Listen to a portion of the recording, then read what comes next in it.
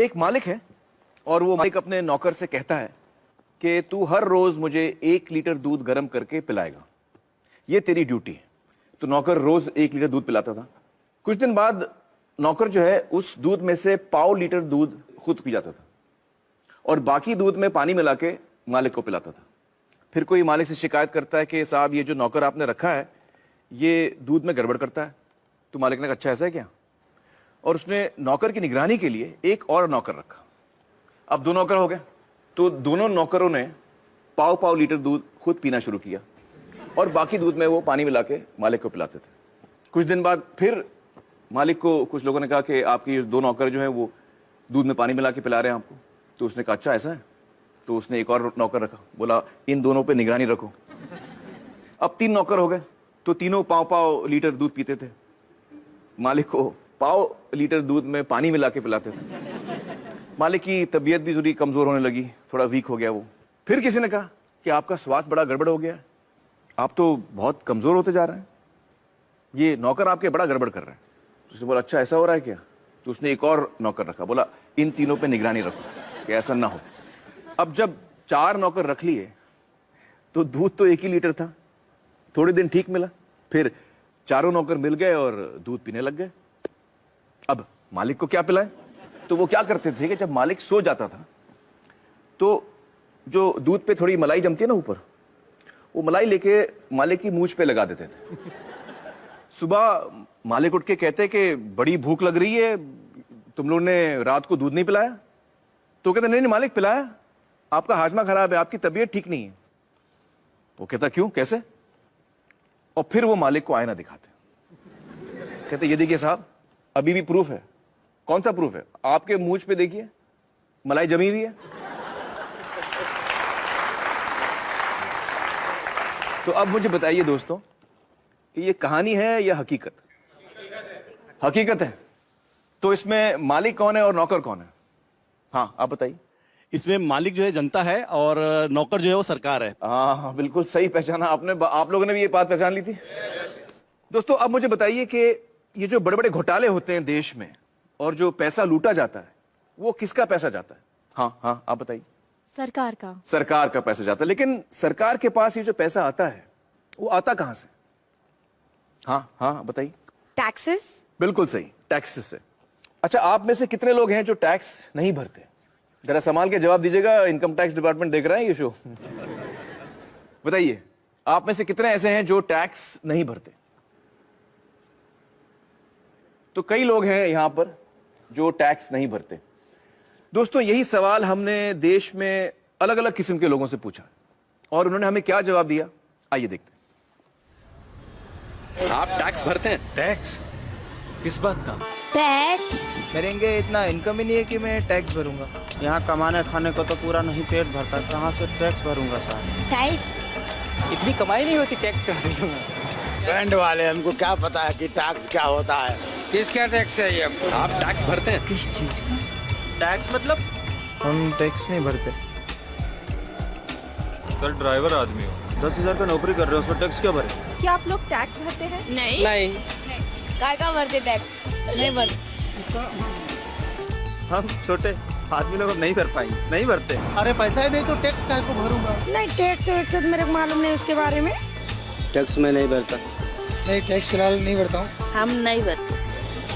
नहीं नहीं नहीं नहीं नहीं नहीं।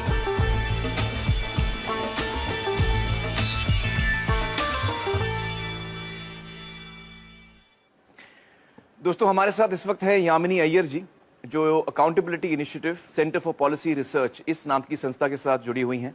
यामिनी जी बहुत बहुत शुक्रिया हमारे साथ जुड़ने का। मुझे बताइए कि इन सारे लोगों का कहना है कि ये टैक्स नहीं भरते, ये बात कितनी सही है कितनी गलत है? बिल्कुल गलत। इस वीडियो में सारे लोगों ने टैक्स भरा है। कैसे? आमिर आप मुझे एक बात बताइए, आपके पास मोबाइल फोन तो होगा? जी। खरीदा था खुद? नहीं मैंने मैनेजर ने लिया था मेरे लिए। हाँ। यहाँ पे किसी ने तो अपना मोबाइल फोन खरीदा होगा। मोबाइल फोन के जो बक्से के पीछे वो पर्ची है उसको ध्यान से देखा था? उस पे क्या लिखा हुआ है?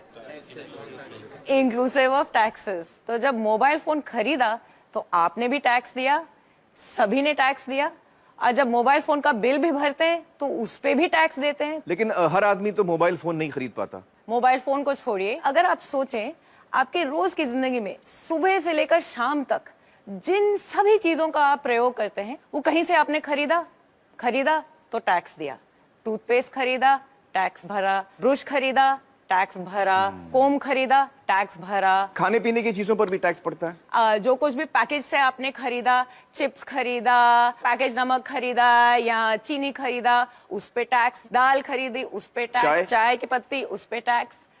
तो हर चीज पे टैक्स लगता ही है। जब सभी ने कहा यहाँ पे कि उन्होंने टैक्स नहीं भरा, उनके मन में एक ही सोच था, मेरी आमदनी नहीं है या शायद कम है, जिसकी वजह से मैंने अपना इनकम टैक्स नहीं भरा। बट असल में दो टाइप के टैक्स होते हैं, एक डायरेक्ट टैक्स जिसका एक उदाहरण है हमारा इनकम टैक्स, और दूसरा इनडायरेक्ट टैक्स। और अगर इन आंकड़ों को ध्यान से देखोगे तो पता लगेगा कि ये जो 1/3 टैक्स केवल ही वो है जो हमारी डायरेक्टली इनकम टैक्स वगैरह से सरकार में आपका पैसा पहुंचता है। जी जी जी। बाकी जो टैक्स है, जो बड़ा हिस्सा है वो अपने इनडायरेक्ट टैक्स से आता है। जो चीजें हम खरीदते हैं सबसे ज्यादा वहां से आता तो है। 2/3 वहां से आता है। बिल्कुल, सुबह से लेकर शाम तक टैक्स भरते रहते हैं हम। तो इसका मतलब ये हुआ कि हर हिंदुस्तानी, चाहे वो गरीब आदमी हो अमीर आदमी हो, टैक्स भरता है। बहुत बहुत शुक्रिया यामिनी जी हमसे बातचीत करने का। Thank you so much. Thank you. तो दोस्तों अब मैं दोबारा आपसे पूछना चाहता हूं कि जब देश में कोई घोटाला होता है और कोई भ्रष्ट नेता या भ्रष्ट अधिकारी सरकार का पैसा लूटता है तो वो असल में किसका पैसा होता है? हम सब का पैसा जाता है, हम सब का जाता है। बिल्कुल सही। मुझे अक्सर ताज्जुब होता है दोस्तों कि जब भी कोई घोटाले की खबर आती है तो मैं देखता हूं कि लोग बड़ा मजा लेकर उसकी बातें करते हैं, हंसते भी हैं कि यार वो 10,000 करोड़ उड़ा के ले गया, कोई 20,000 करोड़ उड़ा के ले गया। इस दफा जब आप कोई घोटाले की खबर पढ़ें तो ये जानकर पढ़ें कि किसी ने हमारे रोज की मेहनत की कमाई का पैसा लूटा है। अच्छा मुझे बताइए कि यहां पर कौन कौन है जिनकी पर्सनल वेल्थ यानी खुद की संपत्ति 10 लाख से ज्यादा है? आप हैं 1 2 3 4 5 6 लोग हैं। तो बहुत ही कम लोग हैं यहां जिनको लगता है कि उनकी संपत्ति 10 लाख से ज्यादा है। चलिए दोस्तों अब हम अपने अगले मेहमान से मिलते हैं, श्री शुभ्रत दास, जो centre for budget and governance accountability इस नाम की संस्था के साथ काम करते हैं। आइए शुभ्रत जी। हमने शुभ्रत जी को जिम्मेदारी दी थी कि ये हमें बताएं कि हमारे देश की संपत्ति यानी हमारी नेशनल वेल्थ कितनी है। बताइए शुभ्रत जी, आपके खोज में क्या सामने आया? आमिर, आपने हमें समय बहुत कम दिया, इसलिए ये आकलन हम लोग पूरा तो नहीं कर पाए हैं। जी। फिर भी 2 बड़े चीजों का आकलन हमने किया है। जी।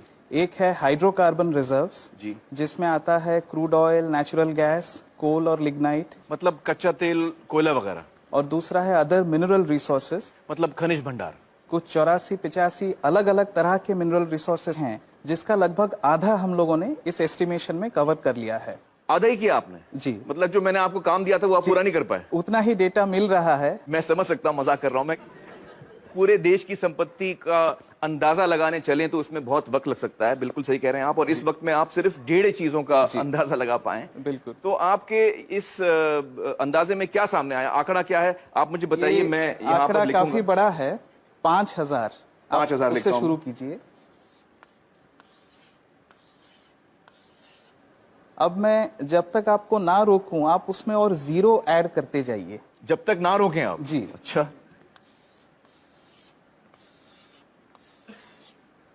कुछ और जीरोस लगाइए। तो ये तो बोर्ड खत्म हो गया शुभ्रत जी।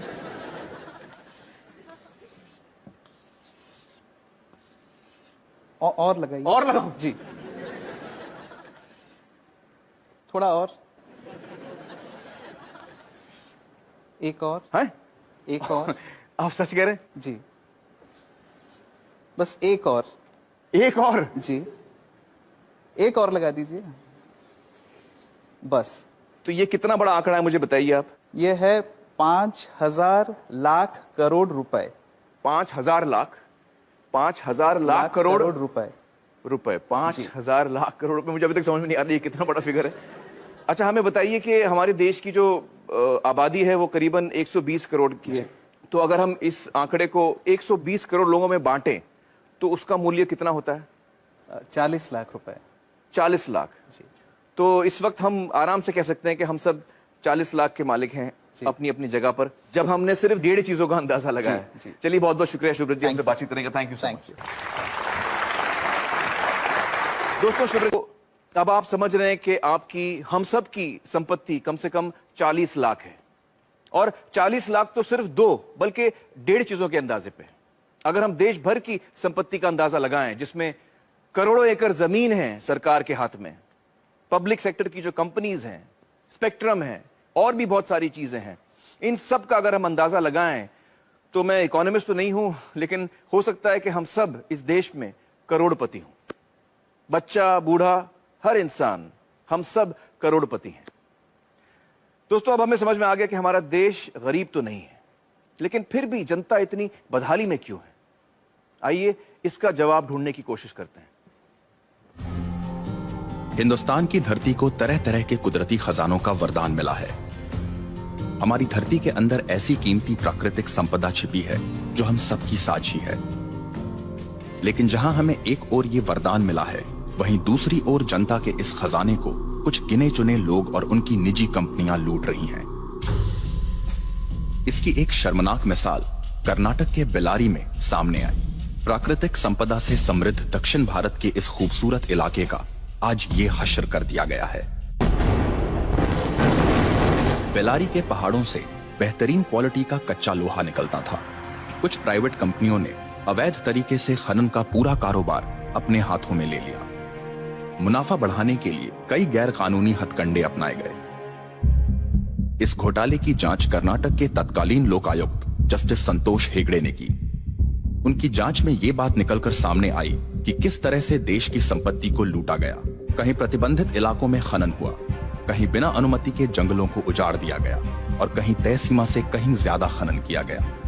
उनकी रिपोर्ट के अनुसार इस घोटाले से जो नुकसान देश को हुआ उसकी कीमत है 16,000 करोड़ रुपए। सार्वजनिक संपत्ति को निजी स्वार्थ के लिए हड़पने के इस तरह के कई मामलों को काफी नजदीक से देखा है जस्टिस संतोष हेगड़े ने। Thank you so much for joining us justice Hegde. Sir, आपने हमारे देश के एक बहुत बड़े घोटाले की जांच की है जो बेल्लारी माइनिंग स्कैम के नाम से जाना जाता है। आपकी तहकीकात में क्या सामने आया? जिस तरीके से वहाँ हमारे देश के प्राकृतिक संसाधनों की लूट हुई, जो असल में नागरिकों की संपत्ति है, वो विश्वास के परे है। उनके दिमाग में सिर्फ एक ही चीज थी, पैसा बनाना किसी भी कीमत पर। सरकार को जो पैसा उस वक्त हर एक मैट्रिक टन के खनन के लिए दिया जा रहा था, वो था सिर्फ 27 रुपए प्रति टन। और उसी 1 टन के लिए एक्सपोर्टर्स माल कहाँ भेज रहे हैं, कितनी दूर भेज रहे हैं, उसके हिसाब से 6 से 7 हजार रुपए कमा रहे थे। ओ बाप रे। जब वो लोग इस काम में उतरे तब कुछ नहीं था उनके पास, पर देखते ही देखते 2-2, 3-3 हेलीकॉप्टर, हवाई जहाज, उनके उड़ने के लिए रनवे, सब कुछ बना लिया उन्होंने। सोने के सिंहासन बना लिए उन्होंने अपने लिए। मैंने जो अपनी रिपोर्ट दी थी उसमें क्या सामने आया कि कर्नाटक के 3 मुख्यमंत्री दोषी पाए गए। उसमें वो मुख्यमंत्री भी शामिल थे जो उस वक्त सत्ता में थे। 9 और मंत्री भी दोषी पाए गए थे।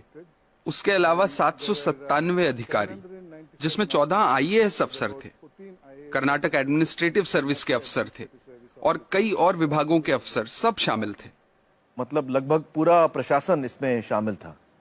मुझे लगता है कि हम सब के लिए एक बात समझना बहुत जरूरी है, खासतौर से जो नौजवान यहाँ बैठे हैं, कि जिस तरफ हम जा रहे हैं, अगर हम इस बर्बादी को यही नहीं रोकेंगे, इस पर अंकुश नहीं लगाएंगे, तो हम बहुत मुश्किल में फंस जाएंगे। देखिए, 1950 के दशक में एक घोटाला हुआ था, जीप स्कैम। उसमें देश को 52 लाख रुपयों का नुकसान हुआ। उस वक्त के हिसाब से एक बड़ी रकम थी, पर फिर भी आप देखिए कि 52 लाख में कितने जीरो होते हैं। और भी कई घोटाले थे, LIC में मुंद्रा घोटाला, भारत बैंक का डालमिया घोटाला, नगर वाला स्कैम सेंट्रल बैंक में। हर साल घोटाले होते थे। सोचने वाली बात यह भी है कि सब घोटाले तो बाहर भी नहीं आते हैं। 100 में से कोई 1 या 2 ही जनता के सामने आ पाते हैं। अब 2010 पे आते हैं। कॉमनवेल्थ गेम्स, 70,000 करोड़ का घोटाला।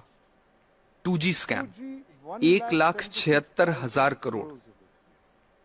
2012 पे आइए, कोलगेट घोटाला, 1,86,000 करोड़। अगर 1,86,000 करोड़ रुपए का एक घोटाला होता है तो देश की अर्थव्यवस्था पर क्या असर होगा, आप अंदाजा लगा सकते हैं। 1987 में देश के प्रधानमंत्री ने क्या कहा था वो याद कीजिए। स्वर्गीय राजीव गांधी ने कहा था कि सरकार 1 रुपया गरीबों के लिए खर्चती है तो उसमें से सिर्फ 15 पैसे ही उन तक पहुंचते हैं। कुछ वक्त पहले कर्नाटक में हमने पढ़ा कि गरीबों को 1 रुपए किलो चावल देने की घोषणा हुई है, जिसके लिए सरकार एक मोटी रकम खर्च कर रही है।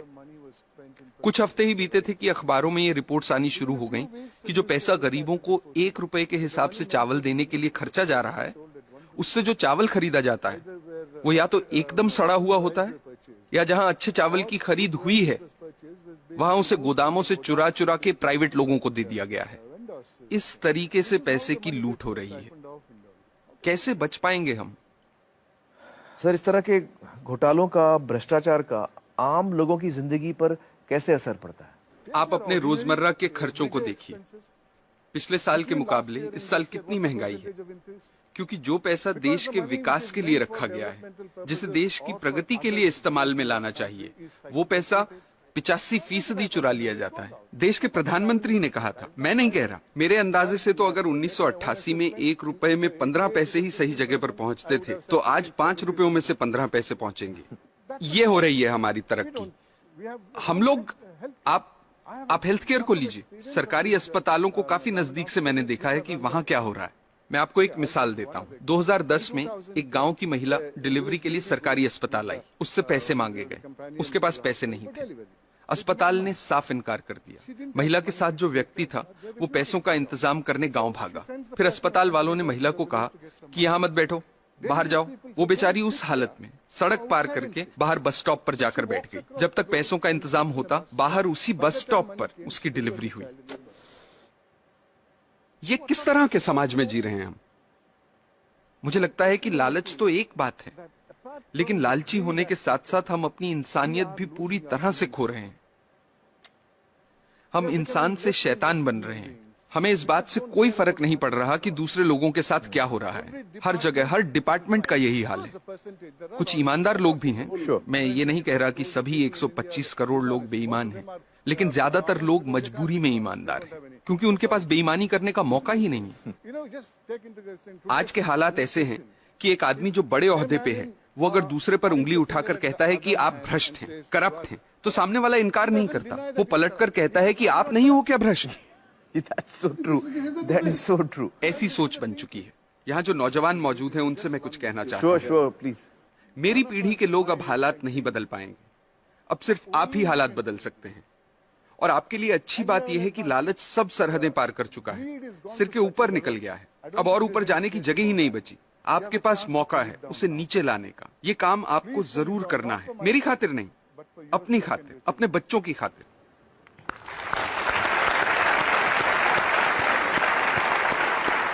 सर, हमें सख्त जरूरत है आप जैसे लोगों की जो हमारे लोकतंत्र को बचा के रख सकें। बहुत बहुत शुक्रिया हमारे साथ बातचीत करने का। Thank you so much sir. दोस्तों, सोचने की बात है कि जिनके हाथों में हम अपनी संपत्ति की चाबी दे रहे हैं, वो हमारी संपत्ति को कैसे लूट रहे हैं। आपको याद होगा मेरी मालिक और नौकर वाली कहानी।